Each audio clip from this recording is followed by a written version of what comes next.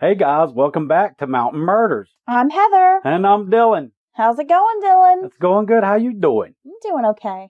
Yeah, I'm just kicking it. I've been sick the past few days. I know, you poor little thing. I'm still not feeling great, but I'm trying. Think you got the food poison. I'm trying to hang in there. Yeah, or like a stomach flu. I don't know. Well, it's going around. Yeah, even today I just feel kind of But I'm trying to get it together for you guys. We need energy. This is our 6th of 12 downloads of Christmas, so we are halfway there. Yeah. Are we going to meet this goal? I think so. I'm excited. Yeah. I've been screwed at work a lot, but I got some time coming up, and we're just going to keep moving forward. This will be like the first goal I've ever completed in my whole life, so I'm very excited to like actually finish something I start. Okay. Yeah, we'll see if we can't finish it off. Well, don't forget we have our Mountain Murders live show coming up in January. I know you're probably all busy with the Christmas hullabaloo and all that, but if you're looking for some fun after Christmas, when you get those January blues, you got to come check out Mountain Murders' very first live show. That's going to be January the 18th at Fleetwood's in Asheville, North Carolina. Tickets are now on sale. You can purchase those if you go to brownpapertickets.com, or if you follow us on Facebook, we have an event on our page. We also have a link, to buy the tickets in the event. Yeah. As well. So keep that in mind. Could make a great Christmas gift for that true crime fan in your life. That's a good point. Give them Mountain Murders tickets. Let's do it. We've had a few people reach out that are going, and we just can't wait to see everybody there. It's going to be really fun. And have some fun, and that is a New Year's resolution you can stick to. And Dylan's a little stage shy. He has a little stage fright.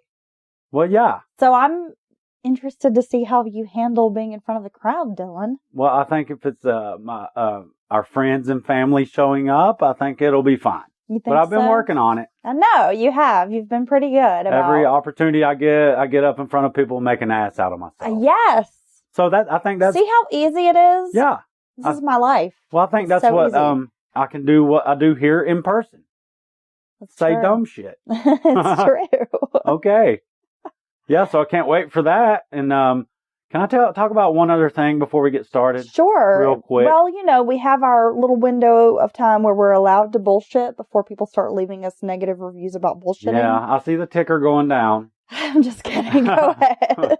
But yeah, so I'm questioning Kitty's relationships with some of the male cats here in the neighborhood. Okay, so you're questioning Kitty's. I get that. Yeah, because every time we turn around, she's meowing, want more food, and she eats.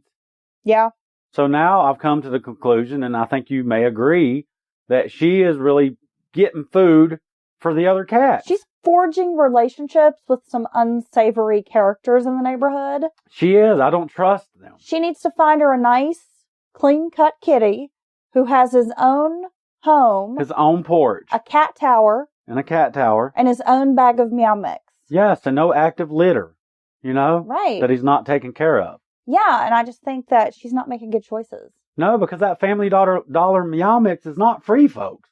And at this rate, she's just a tiny little kitty, but she's feeding everybody. I've figured this out. I've peeped her game. Well, we came home today. We went to lunch. We came home and there was this gigantic Black Panther of a cat on our porch. Yeah. All snuggled up to her food bowl. Yeah. Having at it. And we fed her right before we left. Yeah. And Kitty's nowhere in sight. No. So I think she's sharing her commissary with other people. But she refuses to eat in the house. She will not eat in the house. Because my friend was like, well, why don't you just put the cat food inside and make her eat in the house? She won't eat in the house. Because she wants them to get it. She's like on a fucking hunger strike. She wants them to get access. Yeah, that cat's a little crazy. Why can't we just have a normal pet? I don't know. I feel like, we've only had 2 pets together since we've been married. Well, there was that third demon cat. I don't even count that cat. That we had to rehome because it was not right for us. Well, no, it was possessed. That cat needed a fucking exorcism. Yeah, I've never seen such a mean little kitty. No. It was a kitten. Yes, and it was so mean. It was scary. Yeah, I was afraid of that cat. I thought it was going to eat my throat while I was sleeping. Yeah. So anyway, we'll work on that, and maybe we can get Kitty some counseling. Well, the holidays are coming up. Oh, yeah. I can't wait. I'm very excited. Of course, the thought of Santa Claus is kind of weird to me because it's like having Richard Ramirez creeping in your house while you sleep. Yeah, I know. Yeah. Yeah, and looking after your children. Hello. Yeah, a little strange. Okay. But I'm ready to eat all the food. Yeah, That's I my can't favorite wait. part of the Christmas holiday. Well, it's like is going all the baked goods and treats. Yes, it's like going to the fair. I'm gonna You're going to eat start all that horrible food. making some Christmas treats here pretty soon. Oh, you're teasing me now. Yeah, I know. Okay. Are we ready to get started with our 6th download of the 12 downloads of Christmas?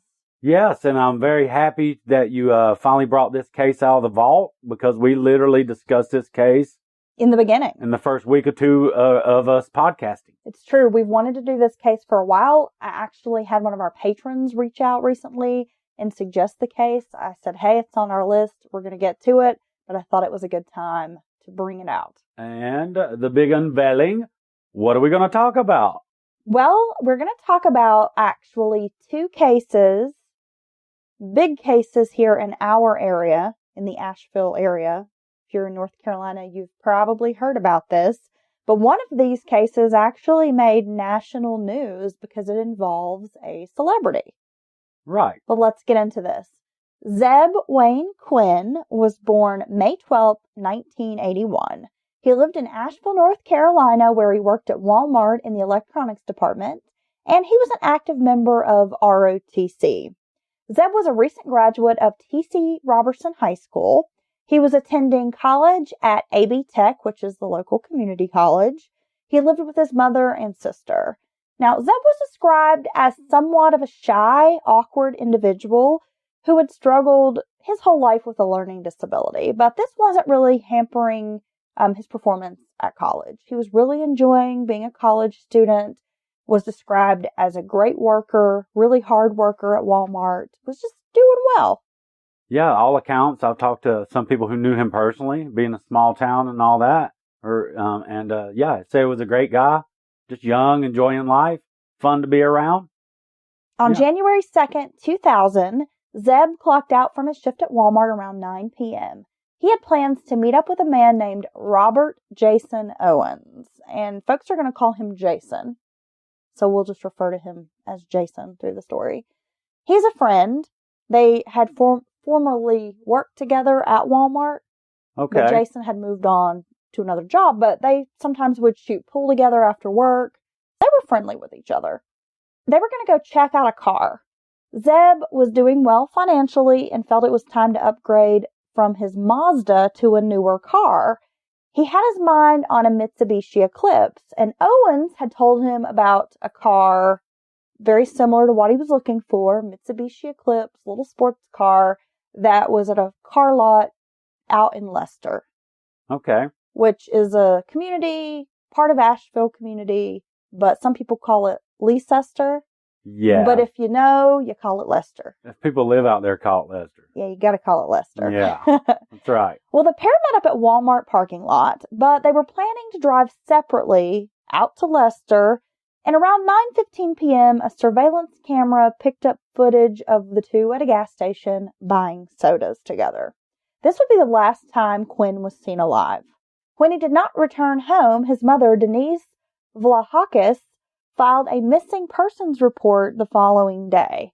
She had called around asking people if they had seen Zebb, was sending messages and pages to him. Remember back in the day when people had pagers? Yeah, eclipses and pagers. He always answered pages, and he wasn't returning any of her calls. He didn't return home, and to her knowledge, he hadn't taken any personal belongings with him. No overnight bag, toothbrush, clothes, nothing. And this was very out of character for Zebb to stay out all night without calling. Yeah. He just wasn't that kind of guy. Right. He was a really responsible kid and a good kid and had a close relationship with his mom. She knew something was up. Yeah, I mean, once you start looking into it and you realize they haven't taken anything with them, even if they forgot to tell you they were going to stay at a friend's house or whatever, then that, we always talk about it, that worry starts creeping into the back of your mind. It was about a day before Zebb's disappearance was finalized. She was able to file the police report, start to begin, more of a formal search for the young man. On January 4th, 2000, a man called the Walmart store claiming to be Zebb Quinn. The man said he was suffering from an illness, not feeling well, and wasn't going to make it in for his shift. The woman who answered the call thought the voice didn't sound like Zebb. I mean, she worked with him and she knew what he sounded like, When the phone is hung up, she picks back up and dials star 69. Uh-oh. You remember the star 69 tool? Yeah, star 69 done busted a lot of shit open back in the day. I done star 69 you. I done star 69 that, and that's a damn lie. Well, it rang back to the Volvo plant in Asheville. Oh, really? The phone call was eventually traced by police. Now, the call is going to be traced back to the Volvo plant, as I mentioned. Jason Owens happened to be employed at the Volvo plant. Wow. Jason would tell police that Zebb had asked him to call in for him as like a favor. But there was no proof that this conversation ever occurred. According to Owens, who is now somewhat of, a person of interest in this, being the last to have seen Zebb around. Right. He says that Zebb had received a page on the night of January 2nd and that he'd used a payphone to make a call. Zebb then walked over to Jason's vehicle in a frantic state. He told Owens he had to cancel the plans to go look at that Mitsubishi Eclipse because something had come up. It was around 9:45 p.m. when Zebb jumped into his car, screeching tires, trying to haul ass out of this parking lot like there was some extreme emergency. On the way out of the gas station parking lot, he happened to rear-end Owens' vehicle. Oh, shit. Zebb speeded off, didn't discuss anything about the accident or the auto repairs. So just sort of rear-ends him and takes off. But Owens didn't seem to think much of it, figured they would be able to catch up and talk about the accident later. The next day, Owens calls out of work. Yeah. Okay. Yeah, that whole story seems odd, right? Like even saying that my buddy asked me to call in for him. Unless you're really devastated, or, in jail or something like that where you physically can't get to a phone, you'll probably just call him for yourself. Now, this is where things get interesting.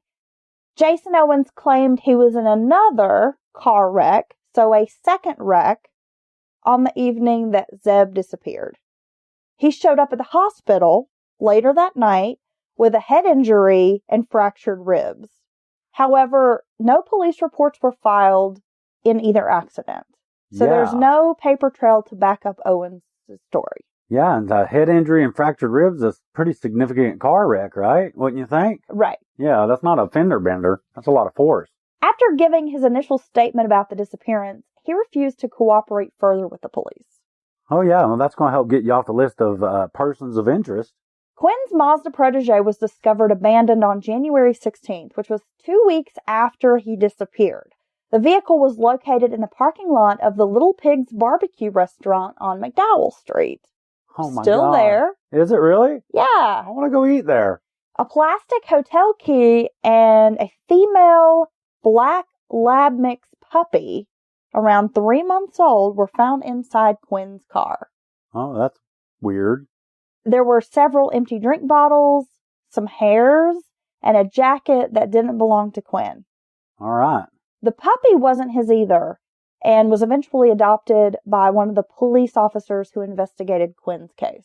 That's all very strange stuff to find in his car. A large pair of lips and 2 exclamation points had been drawn in an orange-pink lipstick on the rear windshield, and the driver's seat was adjusted for someone shorter than Quinn. There was no sign of him at the scene.